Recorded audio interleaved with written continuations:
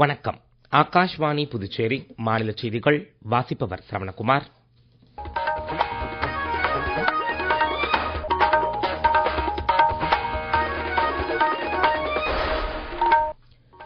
தலைப்புச் செய்திகள். குடியரசுத் தலைவர் திருமதி திரௌபதி முர்மு இன்று ஒடிசா மாநிலத்தில் தமது சொந்த ஊரான ராய்ரங்பூரில் பல்வேறு நிகழ்ச்சிகளில் கலந்து கொண்டார். பிரிக்ஸ் நாடுகளின் தொழில் நிறுவனங்களுக்கு ஒருங்கிணைந்த முறையில் ஆதரவு சேவைகளை வழங்குவதற்கான பிரிக்ஸ் தொழில்திறன் மையத்தில் இந்தியா தன்னை இணைத்துக் கொண்டுள்ளது. மாவட்டம் தோறும் புற்றுநோய் சிகிச்சை பிரிவு போன்ற திட்டங்களால் புற்றுநோயாளிகளுக்கு பெரிய ஆறுதல் கிடைத்திருப்பதாக மத்திய சுகாதார அமைச்சர் திரு ஜே.பி. நட்டா கூறியுள்ளார். புதுச்சேரியில் வறுமை கோட்டிற்கு கீழே உள்ள குடும்ப தலைவிகளுக்கு உயர்த்தப்பட்ட நிதியுதவி வழங்கும் பணிகளை துணைநிலை ஆளுநர், முதலமைச்சர் ஆகியோர் நாளை தொடக்கி வைக்க உள்ளனர். இனி விரிவான செய்திகள். குடியரசுத் தலைவர் திருமதி திரௌபதி முர்மு 6 நாள் ஒடிசா பயணத்தின் ஒரு பகுதியாக மயூர்பஞ்ச் மாவட்டத்தில் உள்ள தமது சொந்த ஊரான ராய்ரங்பூரில் பல்வேறு நிகழ்ச்சிகளில் கலந்து கொண்டார். குடியரசுத் தலைவரின் பயணம் குறித்து ஒரு தொகுப்பு. குடியரசுத் தலைவர் திருமதி திரௌபதி முர்மு ராய்ரங்பூரில் உள்ள SSD உயர்நிலைப் பள்ளியின் பவள விழா கொண்டாட்டங்களில் கலந்து கொண்டு மாணவர்கள் மற்றும் ஆசிரியர்களுடன் கலந்துரையாடினார். ஒடிசாவில் பழங்குடி இனத்தைச் சேர்ந்த முதலாவது அமைச்சராக பதவி வகித்த பஞ்ச்பீர் சோரனின் உருவச்சிலையை நிகழ்ச்சியின் போது அவர் திறந்து வைத்தார். தொடர்ந்து ராய்ரங்பூர் மாவட்ட ஆட்சியர் வளாகத்தில் உள்ள விளையாட்டரங்கில் நடைபெற்ற நிகழ்ச்சியில் பல்வேறு வளர்ச்சி திட்டங்களை குடியரசுத் தலைவர் தொடக்கி வைத்து வேறு பல திட்டங்களுக்கும் அடிக்கல் நாட்டினார். புதிய ஆயுஷ் மையம், வில்வித்தை பயிற்சி மையம் ஆகிய வசதிகள் இதில் அடங்கும். பிராந்திய அளவிலான முன்னேற்றத்தையும் உள்ளூர் பாரம்பரியத்தை பாதுகாக்க வேண்டியதன் அவசியத்தையும் நிகழ்ச்சியில் பேசுகையில் அவர் வலியுறுத்தினார். குடியரசுத் தலைவர் திருமதி திரௌபதி முர்மு முன்னதாக ராய்ரங்பூர் பூர்ணேஸ்வர மகாதேவர் கோவிலில் வழிபட்டார். இன்று காலை பூரி ஜெகநாதர் கோவிலில் அவர் தமது முன்னோர்களுக்கு பிண்ட பிரதானம் செய்தார். மக்களவையில் குடியரசுத் தலைவர் உரைக்கு நன்றி தெரிவிக்கும் மீதான விவாதங்கள் இன்று தொடர்ந்து இடம்பெற்றன. இரண்டாவது ஒத்திவைப்புக்கு பிறகு பிற்பகல் 2 மணிக்கு அவை கூடிய போது தெலுங்கு தேசம் கட்சி MP திரு பாலயோகி விவாதங்களில் பங்கேற்று பேசுகையில், அனைவரையும் உள்ளடக்கிய வளர்ச்சி, சீர்திருத்தம் மற்றும் போட்டித்திறனை வலுப்படுத்துவதற்கான வரைபடமாகவே குடியரசுத் தலைவர் உரை அமைந்திருப்பதாக பாராட்டினார். காங்கிரஸ் ஆட்சியின் போது ஊழல் அதிகம் இருந்ததாக BJP உறுப்பினர் திரு நிஷிகாந்த் தூபே விவாதங்களின் போது குற்றம் சாட்டினார். நேரு, இந்திரா குறித்த புத்தகங்களை அவர் மேற்கோள் காட்டி பேசிய போது தீர்மானம் தொடர்பாக மட்டுமே அவையில் பேசுமாறு அவைத்தலைவர் அறிவுறுத்தினார். எதிர்க்கட்சிகளின் அமளிக்கு இடையில் மக்களவையின் அலுவல்கள் மாலை 5 மணி வரை ஒத்திவைக்கப்பட்டன. மாநிலங்களவையில் குடியரசுத் தலைவர் உரைக்கு நன்றி தெரிவிக்கும் மீதான விவாதங்கள் இன்று தொடர்ந்து நடைபெற்றன. குடியரசுத் தலைவரின் நாடாளுமன்ற உரை இந்தியாவின் வளர்ச்சி கதையை சரியாக விவரித்து அனைவருக்கும் உணர்வூக்கம் அளிக்கும் வகையில் அமைந்திருப்பதாக அவை முன்னவரும் மத்திய அமைச்சருமான திரு ஜே.பி. நட்டா விவாதங்களில் பங்கேற்று பேசுகையில் கூறினார். அமிர்தகால உணர்வுகளின் வடிவமாகவே அமைந்துள்ள இந்த உரையில் பிரதமர் திரு நரேந்திர மோடி தலைமையிலான அரசின் சாதனைகளும் விளக்கப்பட்டுள்ளதாக அவர் தெரிவித்தார். 2047ஆம் ஆண்டிற்குள் முன்னேறிய நாடாக இந்தியாவை மேம்படுத்தும் பயணத்தில் பாரம்பரிய மரபுகளுக்கு முக்கிய இடம் இருக்கும் என்பதையும் குடியரசுத் தலைவர் வலியுறுத்தியிருப்பதாக அவர் கூறினார். மாநிலங்களவை எதிர்க்கட்சித் தலைவர் திரு மல்லிகார்ஜுன கார்கே விவாதங்களில் பங்கேற்று பேசுகையில், நாட்டில் சமூக நீதியும் நல்லிணக்கமும் குறைந்துவிட்டதாக குற்றம் சாட்டினார். பெண்களுக்கான இடஒதுக்கீடுகளை அரசு ஏன் அமல்படுத்தவில்லை என அவர் வினவினார். பெண்கள் மற்றும் அட்டவணை பிரிவினருக்கு எதிரான வன்முறைகள் அதிகரித்து வருவதாகவும், மணிப்பூர் வன்முறையின் போது மக்களுக்கு பாதுகாப்பு அளிக்க அரசு தவறிவிட்டதாகவும் அவர் குற்றம் சாட்டினார். பிரிக்ஸ் நாடுகளின் உற்பத்தி நிறுவனங்கள் மற்றும் சிறு குறு நடுத்தர தொழில் துறையினருக்கு ஒருங்கிணைந்த முறையில் ஆதரவு சேவைகளை வழங்குவதற்கான பிரிக்ஸ் தொழில் மையத்தில் இந்தியா தன்னை இணைத்துக் கொண்டுள்ளது.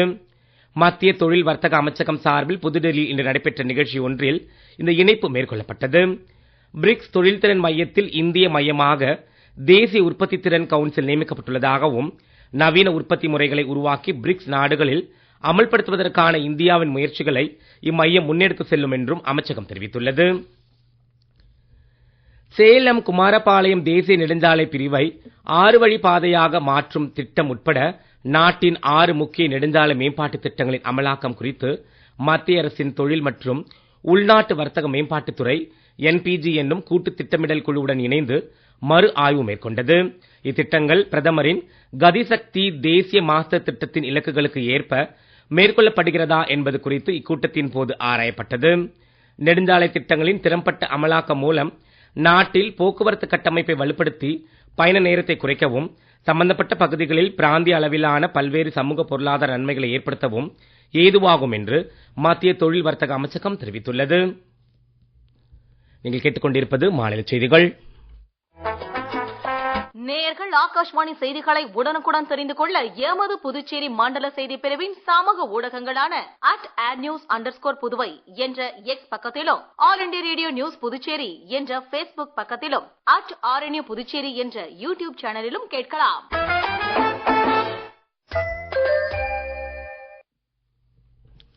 செய்திகள் தொடர்கின்றன.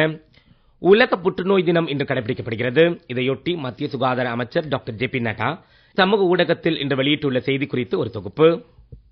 நாட்டில் ஒவ்வொரு மாவட்டத்திலும் புற்றுநோய் சிகிச்சை பிரிவு அமைக்கப்பட்டு முக்கிய கேன்சர் மருந்துகளுக்கு சுங்க வரி விலக்கும் அளிக்கப்பட்டுள்ளதால் புற்றுநோயால் பாதிக்கப்பட்டவர்களுக்கு மிகப்பெரிய ஆறுதல் கிடைத்திருப்பதாக மத்திய சுகாதார அமைச்சர் டாக்டர் ஜே.பி. நட்டா உலக புற்றுநோய் தின செய்தியில் கூறியுள்ளார். புற்றுநோயை ஆரம்பத்திலேயே கண்டறிந்து சிகிச்சை அளிப்பதில் மத்திய அரசின் ஆயுஷ்மான் ஆரோக்கிய மந்திர்கள் முக்கிய பங்களித்து வருவதாகவும் அவர் தெரிவித்துள்ளார். புற்றுநோய்க்கு எதிரான போராட்டத்தில் தனிப்பட்ட நபர்களின் அனுபவங்கள் வெவ்வேறானவை என்பதால் தனிப்பட்ட நோயாளிகளின் தேவைகளுக்கு ஏற்ப சிகிச்சை முறைகள் அமைய வேண்டியதன் அவசியத்தை வலியுறுத்தும் வகையில் தனித்துவத்தால் ஒற்றுமை என்ற கருப்பொருள் அடிப்படையில் இவ்வாண்டு உலக புற்றுநோய் தினம் கடைபிடிக்கப்படுகிறது. மக்களவை எதிர்க்கட்சித் தலைவரும் மூத்த காங்கிரஸ் தலைவருமான திரு ராகுல் காந்தி சீக்கிய சமூகத்தினரை அவமதிப்பதாக பிஜேபி குற்றம் சாட்டியுள்ளது.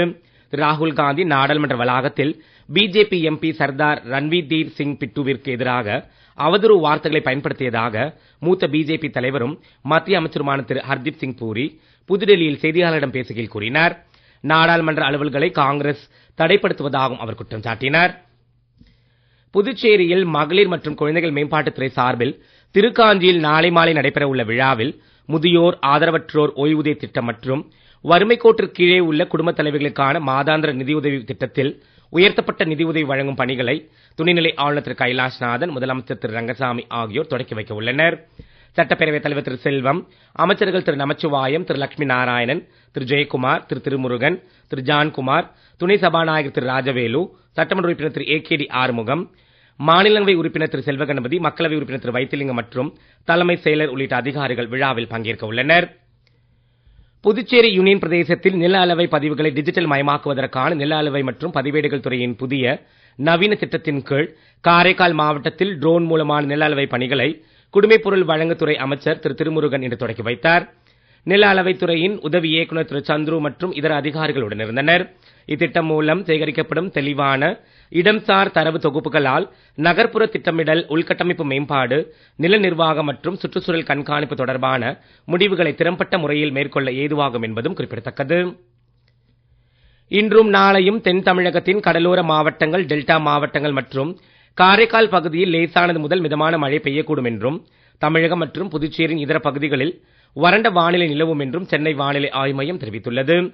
நீலகிரி, சேலம், தர்மபுரி, கிருஷ்ணகிரி, வேலூர் உள்ளிட்ட மாவட்டங்களில் அதிகாலை வேளையில் மிதமான பனிமூட்டம் காணப்படும் என்றும் தெரிவிக்கப்பட்டுள்ளது. தென் தமிழகத்தின் கடலோர பகுதிகள், மன்னார் வளைகுடா மற்றும் குமரி கடல் பகுதிகளில் மணிக்கு 60 கிலோமீட்டர் வரையிலான வேகத்தில் சூறாவளி காற்று வீசக்கூடும் என்பதால் மீனவர்கள் இன்றும் நாளையும் இப்பகுதிகளுக்கு செல்ல வேண்டாம் என அறிவுறுத்தப்பட்டுள்ளனர். இதற்கிடையே கடந்த 24 மணி நேரத்தில் கொடைக்கானலில் 7.1 டிகிரி செல்சியஸ் குறைந்தபட்ச வெப்பநிலை பதிவாகியுள்ளது. தமிழ்வெளி பகுதிகளை பொறுத்தவரை குறைந்தபட்சமாக ஈரோட்டில் 17 டிகிரி செல்சியஸ் வெப்பநிலை பதிவாகியுள்ளது. நீட் பிஜி தேர்வில் தகுதி பெறுவதற்கான கட் ஆஃப் மதிப்பெண் குறைக்கப்பட்டுள்ளதை ஆட்சேபித்து தாக்கல் செய்யப்பட்டுள்ள மனு மீது மத்திய அரசுக்கும் மருத்துவ அறிவியல் தேர்வுக்கான தேசிய வாரியம் மற்றும் தேசிய மருத்துவ ஆணையத்திற்கும் நோட்டீஸ் அனுப்ப உச்சநீதிமன்றம் இன்று உத்தரவிட்டுள்ளது. பிரச்சனையில் அடுத்த கட்ட விசாரணை வரும் வெள்ளிக்கிழமை ஒத்திவைக்கப்படுவதாக நீதிபதி திரு பி.எஸ். நரசிம்மா, திரு அலோக் அராத்தே ஆகியோர் அடங்கிய அமர்வு இன்று உத்தரவிட்டது. நாடு முழுவதும் 18,000க்கும் மேற்பட்ட முதுகலை மருத்துவ மேல் படிப்பு இடங்கள் காலியாக இருப்பதை கருத்தில் கொண்டு நீட் பிஜி கட் ஆஃப் மதிப்பெண்கள் குறைக்கப்பட்டதை ஆட்சேபித்து இந்த மனு தாக்கல் செய்யப்பட்டுள்ளது.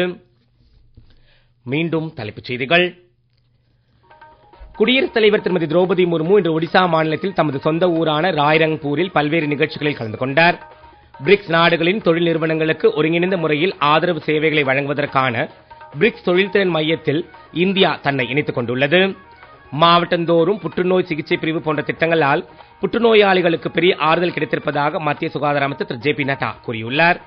புதுச்சேரியில் வறுமை கோட்டிற்கு கீழே உள்ள குடும்ப தலைவிகளுக்கு உயர்த்தப்பட்ட நிதியுதவி வழங்கும் பணிகளை துணைநிலை ஆளுநர், முதலமைச்சர் ஆகியோர் நாளை தொடக்கி வைக்க உள்ளனர். இத்துடன் செய்தியறிக்கை நிறைவு பெறுகிறது. வணக்கம்.